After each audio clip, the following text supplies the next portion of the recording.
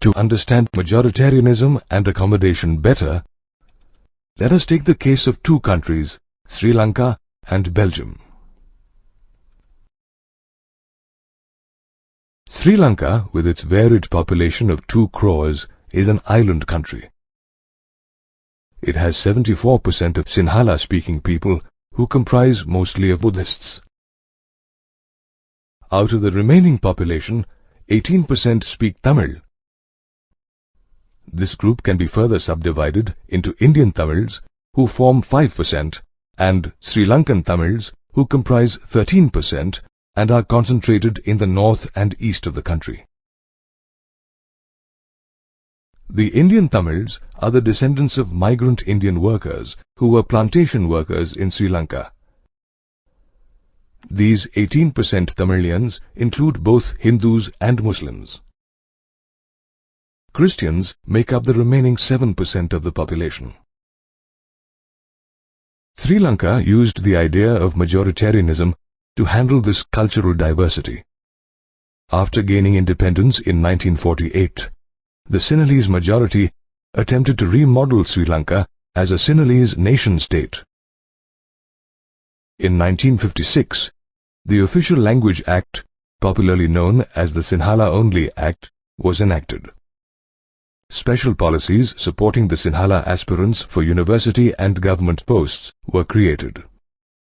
Buddhism was made the national religion.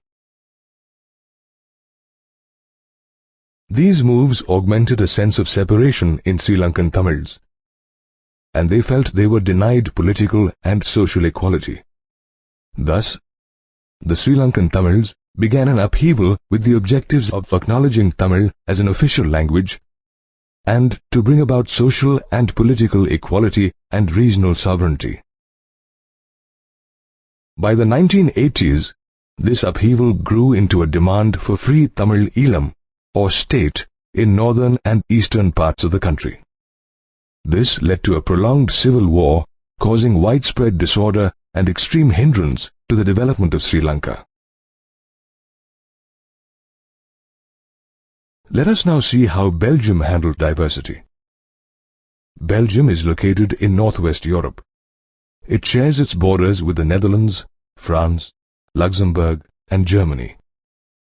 Out of the total population of around 1 crore, 59% speak Dutch and live in the Flemish region.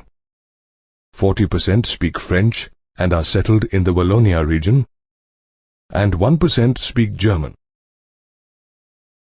In contrast, the capital city of Brussels has 80% French-speaking people, and the remaining 20% speak Dutch. The French-speaking minority in Belgium were wealthy, and the Dutch community hated this, leading to tensions during the 1950s and 60s. This friction was highest in Brussels, where the Dutch-speaking community was a minority.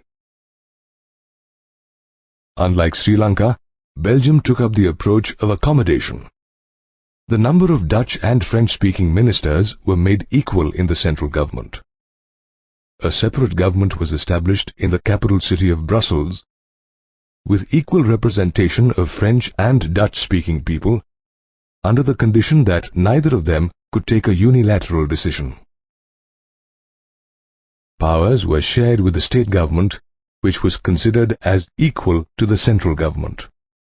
A third government, called a community government, elected by community members, dealt with the cultural, educational, and language-associated concerns of the community. The accommodation approach might look difficult, but has been successful in evading linguistic differences within the country. Did you know that the European Union has selected Brussels as its headquarters? This is to highlight the importance of accommodating many communities with various cultures and languages under one body. Thus, Belgium gave regard to the feelings of cultural differences, while Sri Lanka forced its domination over the minority class.